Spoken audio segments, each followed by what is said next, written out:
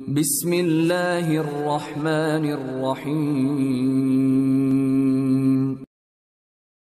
Setiap orang beriman, jangan pernah tergiur dengan dunia ini. Apapun itu sifatnya.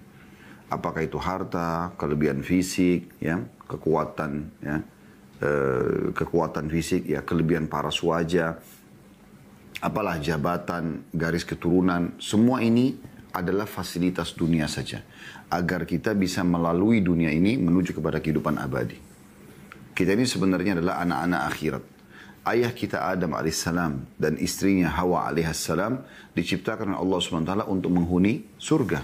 Dan turun di muka bumi ini menjalankan tugas sebagai khalifah, ya, pemimpin di muka bumi ini, dan menerapkan hukum-hukum yang telah Allah perintahkan kepada beliau, dan berikut juga keturunannya dari para nabi-nabi menyampaikan masalah itu, dan akan kembali kepada akhirat. Ini perlu ditanamkan sebagai pondasi dasar hidup kita. Karena dengan seperti itu, kita akan tahu, oh ternyata dunia akan kita lalui. Seberat apapun cobaan di dunia akan menjadi ringan kalau Anda fikirkan apa yang baru saya sampaikan tadi. Dan juga sebesar apapun nikmat tidak akan melalaikan kita. Dan itu makna daripada zuhud, salah satu maknanya, yaitu mendahulukan akhirat dari dunia. Ya. Jadi keliru ada sebagian orang memberikan pemahaman bahwasanya zuhud itu meninggalkan dunia untuk akhirat. Ini keliru. Kita tidak boleh meninggalkan dunia, karena dunia ini fasilitas, tidak mungkin kita tinggalkan. Sehingga ada sebagian orang mungkin dia terlalu berlebihan dalam masalah ini, tidak mau lagi bekerja. Dia hanya duduk, dia hanya mau ibadah saja. Maksudnya ibadah dalam pandangan dia adalah hanya sholat saja. Yang lainnya tidak sama sekali. Maka tidak bekerja mencari nafkah, tidak mengejar prestasi, menjaga nama baiknya, nama harumnya. Tidak berpikir masalah ekonomi, masalah sosial. Ya, tidak dipikirkan semua itu. Bagi dia, udahlah dunia akan saya tinggalkan. Tidak, kita akan tinggalkan dunia. Tapi kita jadikan dunia ini kesempatan untuk bisa kita tunggangi meraih yang terbaik di akhirat sana. Contoh misal, Anda punya, diamanakan sebuah jabatan. Dengan jabatan itu, dengan tanda tangan Anda, dengan keputusan dari Anda, ide dari Anda, maka akan ada maslahat yang besar buat umat. Misal contoh, ya, seperti orang diamanakan sebagai presiden, sebagai raja, ya, khalifah, kalau di zaman kaum muslimin, sultan, juga ada istilah begitu ya. Maka ini semua akan besar sekali maslahatnya buat pahala, buat akhirat gitu ya. Dibandingkan orang yang tidak punya jabatan, yang dia keputusannya pun hanya sekitar di dia dan keluarganya saja. Ya. Anda maksimalkan itu. Anda juga maksimalkan misalnya ilmu yang Allah amanahkan, apakah itu ilmu agama atau ilmu yang lainnya. Anda sibuk mengajarkannya, memberikan manfaat kepada orang lain, gitu. Memberikan saran-saran, memberikan nasihat. Ya. Kata Nabi SAW, siapa yang bisa memberikan manfaat untuk saudaranya, lakukanlah. Begitu juga dengan masalah jenjang pendidikan, karir pendidikan. Anda kejar supaya Anda terus menambah informasi, ya, ilmu pengetahuan yang penting bermanfaat dan bukan ilmu yang haram. Selain ilmu agama itu nomor satu. Maka Anda terus raih sampai S1, S2, S3, tingkat profesor kalau Anda bisa, ya.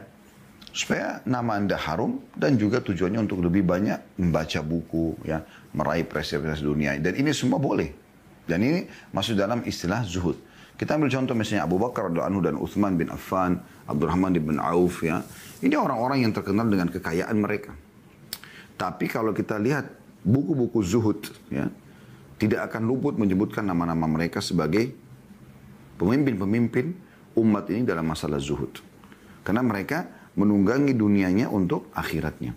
Sesuai yang Allah Subhanahu wa taala ceritakan atau gambarkan dalam surah Al-Qasas surah nomor 28 ayat 77. A'udzu billahi minasyaitonir rajim wabtaghi fima ataqallahu ad-daral akhirah wa la tansa nasibaka minad dunya.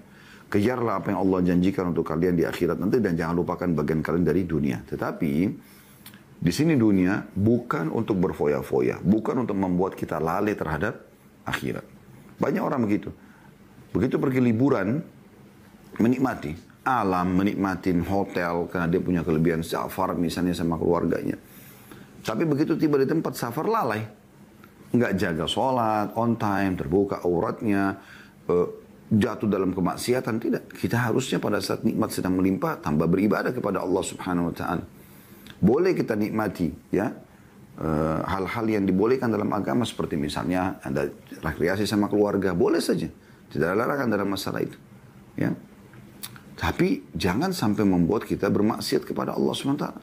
Datang ke negara-negara kafir yang akhirnya membuat kita lalai. Dan tidak ada tujuan, bukan karena menuntut ilmu, bukan hal yang darurat misalnya. Makanya membuat kita lalai. Ya. Membuat anak-anak kita lalai. Insya Allah tidak lama lagi umroh akan dibuka. Programkan untuk umroh bersama keluarga. Jadi rekreasi keluarga sekaligus ibadah. Nah itu poin yang sangat bagus. Atau Anda harus datang ke satu negara, cari negara-negara muslim yang punya sejarah Islam, yang punya ada manfaat secara keimanan yang bisa Anda dapatkan. Oh ternyata ada begini, ada begini, ada begini. Dan ada informasi gitu ya. Bukannya sekedar datang, mau melihat bunga ini, mau melihat pameran itu. Dan sebenarnya lebih banyak membuang waktu.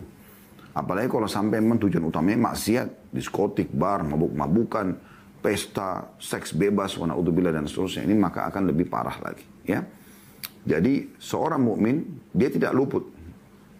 Atau tidak meluputkan dunia untuk dia nikmati agar dia bisa beribadah.